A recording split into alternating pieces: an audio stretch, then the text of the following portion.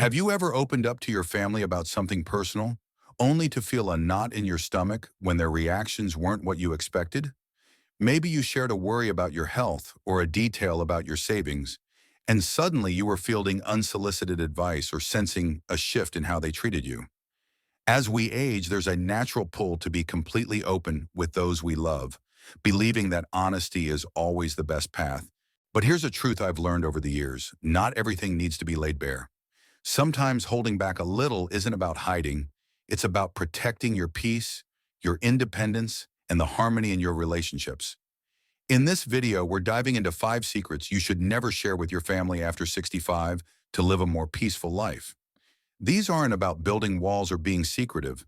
They're about setting boundaries that let you thrive in your later years. From financial details to personal regrets, we'll explore why keeping certain things to yourself can be one of the wisest choices you make. By the end, you'll see how a little discretion can bring more freedom, less stress, and stronger connections with those you care about. So grab a cup of tea, settle in, and let's get started with the first secret. The first secret you should keep to yourself after 65 is the full picture of your financial situation. Money is a tricky topic in any family, and as we get older, it can become a minefield. You might think sharing every detail about your savings, investments, or monthly expenses will bring clarity or prevent misunderstandings. After all, you want your loved ones to know you're taken care of, right? But here's the thing: opening up about your finances often invites more complications than it solves. I've seen it time and again. Someone shares how much they've saved for retirement, and suddenly family members start offering advice you didn't ask for. Why don't you downsize, they might say, or shouldn't you be investing in something safer? Even worse, some relatives, maybe ones you haven't heard from in years, suddenly get curious about your plans, hinting at loans or expecting a piece of the pie. Let me paint a picture. Imagine you're at a family gathering and you casually mention that you've got a comfortable nest egg tucked away. Your nephew, who's been struggling with his business, overhears and starts asking questions. Before you know it, he's dropping by more often, not just to chat, but to check in on you, always steering the conversation toward money. Or maybe your daughter, with the best intentions, starts questioning every purchase you make, worried you're spending too much on that cruise you've always dreamed of. These situations don't just create awkwardness. They can chip away at your sense of control. Once people know the details of your finances, it's like handing them a map to your personal choices. They feel entitled to weigh in, and that can feel like a loss of freedom. Now, I'm not saying you should never talk about money with your family. It's wise to have an estate plan and share key details with a trusted executor or close loved one when the time is right. But there's a difference between planning for the future and laying out every dollar you have. Your daily spending, your investment choices, even whether you've splurged on a new hobby, those are yours to manage. Keeping these details private isn't about distrust. It's about preserving your autonomy. Think about it. You've spent decades making decisions that got you to this point. Why let someone else's opinions, however well-meaning, steer the wheel now? There's also a deeper layer to this. Money can change how people see you. If your family knows you're sitting on a sizable savings, some might start treating you like a bank, while others might worry you're not managing it right. On the flip side, if you share that you're on a tighter budget, you might notice them hovering, questioning your ability to handle things. Either way, the dynamic shifts and it's hard to go back. I remember a friend, let's call her Margaret, who told her kids she'd paid off her house and had some extra savings. She thought it would reassure them. Instead, her son started suggesting she gift money to her grandkids now. While her daughter kept pushing her to move to a safer neighborhood, Margaret felt like her choices were under a microscope, and it strained her relationships in ways she never expected. The solution: share only what's necessary. If you're updating your will or naming a power of attorney, go ahead and have those conversations. But your bank balance, your monthly budget, or whether you've invested in a new stock, keep those to yourself or discuss them with a financial advisor. This way you maintain control over your life and avoid the stress of unwanted opinions. It's not secrecy, it's wisdom born from experience. Let's move on to the second secret: minor health concerns that don't need immediate attention. As we age, it's normal to notice more aches, pains, or moments of fatigue. Your knees might creak a bit more, or maybe you're not sleeping as soundly as you used to. It's tempting to share these changes with family, especially when they ask, "How are you feeling?" You want them to know you're not hiding anything and their concern feels comforting. But constantly talking about every little health issue can backfire in ways you might not expect. Picture this: you mention at dinner that your back's been sore lately. Your daughter, bless her heart, jumps in with, "You need to see a specialist." Before you know it, she's researching chiropractors, booking appointments, and suggesting you cut back on gardening because it might be too much for you. What started as a passing comment turns into a flurry of worry and interference. Or maybe you tell your son you've been feeling tired, and he starts Googling symptoms, convinced you need a full medical workup. Suddenly, your family's treating you like you're frail when all you needed was a few extra hours of rest. This isn't just about avoiding overreactions. Sharing every health concern can shape how your family sees you. If you're always talking about aches or fatigue, they might start to view you as declining, even if you feel vibrant and capable most days. I've seen it happen. A friend mentioned her occasional dizziness to her kids, and they started hesitating to invite her on family hikes, assuming she couldn't keep up. It took months to convince them she was still the same active person they'd always known. Once that perception shifts, it's tough to change it back. Of course, you should share major health issues like a new diagnosis or a condition that affects your daily life. If you're managing diabetes or recovering from surgery, your family needs to know so they can support you. But those minor complaints, the stiff joints, the occasional headache, the way your energy dips some afternoons, those are better kept to yourself or discussed with your doctor. You've been navigating your health for decades. You know when something's worth mentioning. By being selective, you protect your independence and avoid being defined by your ailments. There's also a psychological side to this. Constantly voicing health concerns can make you feel older than you are. It's like reinforcing a narrative that you're slowing down, which can subtly erode your confidence. Instead, focus on what keeps you strong.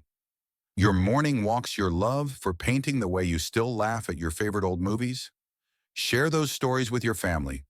Let them see you as the resilient, full of life person you are, not a collection of symptoms. Now that we've covered why keeping your finances and minor health concerns private can bring more peace, let's dive into the next secret in part 2, where we'll explore how your words about family conflicts can shape your relationships in unexpected ways. The third secret you should never share with your family after 65 is your unfiltered thoughts on family conflicts. Families are like old quilts, beautifully stitched together, but sometimes frayed at the edges. Siblings squabbling over who gets what, adult children holding grudges from years ago, or cousins who can't seem to agree on anything. These tensions are part of nearly every family story. As someone who's seen decades of these dynamics, you might feel tempted to step in, offer your perspective, or lay out exactly what you think about who's right or wrong. But here's a lesson I've learned: speaking your mind on family disputes often stirs up more trouble than it settles. Imagine you're at a family dinner and the conversation turns to a disagreement between your daughter and her brother about how to care for a shared family property. You've seen this kind of argument before, and you have strong opinions about who's being unreasonable. So you speak up, thinking your honesty will clear the air. Instead, your daughter feels judged, your son feels betrayed, and suddenly you're the one caught in the crossfire. Or maybe you try to mediate, pointing out what each side could do better, only to find both of them turning their frustration on you. I've seen this happen too many times. Someone tries to play peacemaker or speak their truth, and instead of resolving the conflict, they become the lightning rod for everyone's emotions. Why does this happen? When you share your thoughts on family conflicts, you're stepping into a web of feelings that's been years in the making. Everyone involved has their own version of the story, and your words, no matter how well-intentioned, can be misheard or taken out of context. Say you mention that you think your son-in-law could be more supportive of your daughter's career. To you, it's a passing observation, but to your daughter, it might feel like criticism of her marriage. Or worse, if it gets back to your son-in-law, he might feel you've never really liked him. These moments stick, and they can create rifts that linger long after the original argument fades. There's also the risk of being seen as taking sides. Even if you're trying to stay neutral, your words can be interpreted as favoring one person over another. I remember a neighbor, let's call her Evelyn, who got pulled into a feud between her two sons over their late father's business. She thought sharing her perspective would help them see reason, so she told one son he was being too stubborn and the other that he needed to stand up for himself. Instead of bringing them together, her comments drove a wedge between her and both sons. Months later, they'd resolved their disagreement, but they still felt hurt by what she'd said. Evelyn told me she wished she'd stayed quiet. It would have saved her so much heartache. So what's the alternative? Practice. What I call thoughtful silence. This doesn't mean ignoring family problems or pretending everything's fine. It means choosing when to speak and what to say with care. If someone asks for your opinion on a conflict, try a gentle response like "I know you'll work it out in the best way," or "I trust you to make the right call." These phrases show you care without diving into the mess. If you're itching to say more, write it down in a journal or talk it over with a trusted friend who's outside the family. That way you can process your thoughts without risking hurt feelings. This approach isn't just about avoiding drama, it's about preserving your peace. Getting pulled into family conflicts can be exhausting, especially when you're focused on enjoying your later years. By staying out of the fray, you keep your relationships grounded in love and respect, not resentment. You've earned the right to step back and let others sort out their differences. Your role can be the steady presence, the one who listens and loves without adding fuel to the fire. Let's move on to the fourth secret: your regrets about the past. As we age, it's natural to look back on life, the choices we made, the roads we didn't take, the moments we wish we could do over. Maybe you wonder if you should have taken that job across the country, spent more time with your kids when they were young, or pursued a dream you let slip away. These reflections are part of being human, and they can help you find meaning in your story. But sharing these regrets with your family, even with the best intentions, can create more pain than understanding. Picture this: you're chatting with your grown daughter over coffee, and you mention that you wish you'd traveled more before settling down. To you, it's a wistful thought, a way to share a piece of your heart. But to her, it might sound like you're saying your life with her wasn't enough. Or maybe you tell your son you regret working such long hours when he was a kid.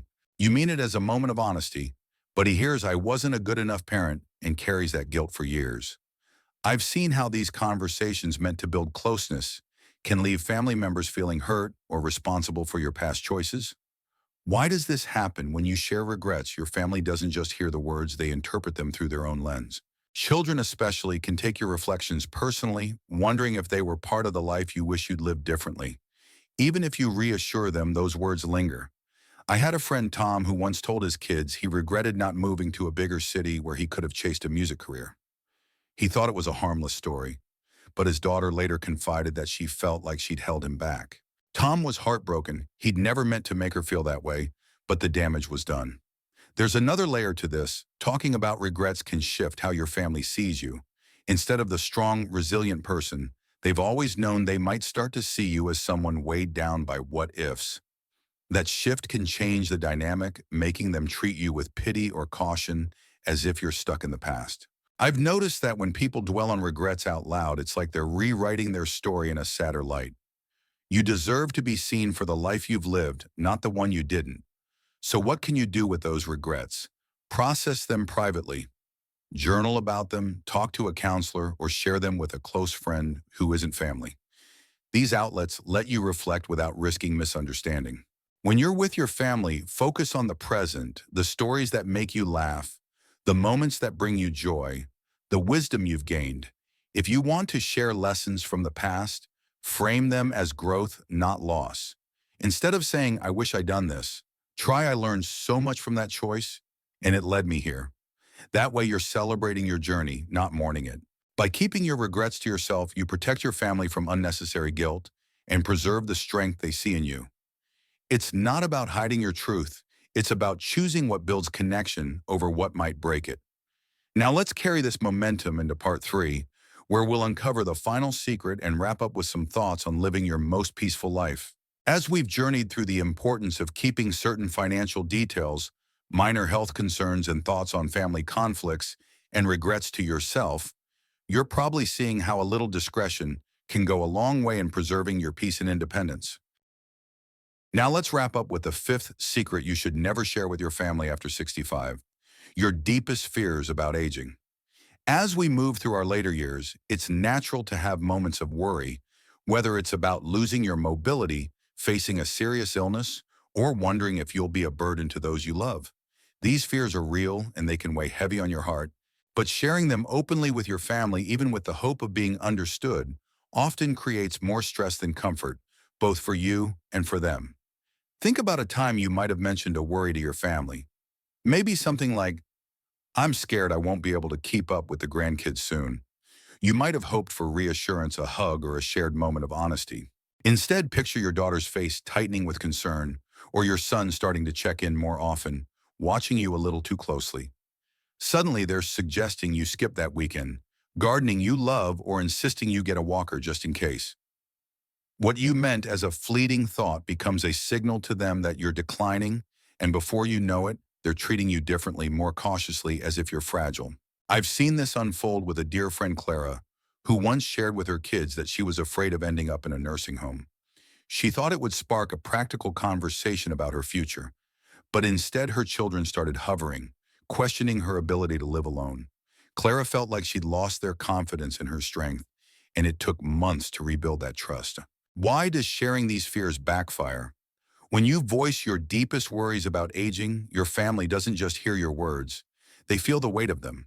Your children or grandchildren might start imagining worst-case scenarios, worrying about you more than necessary. Their love for you makes them protective, but that protectiveness can morph into overreach.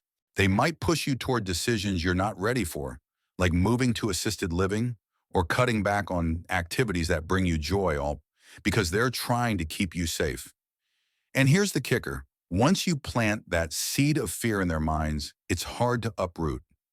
They may start seeing every stumble or tired day as proof that your fears are coming true, even if you're still living a full, active life. There's another side to this too. Talking about your fears can amplify them in your own mind. It's like giving them a megaphone. Suddenly they feel bigger, more real.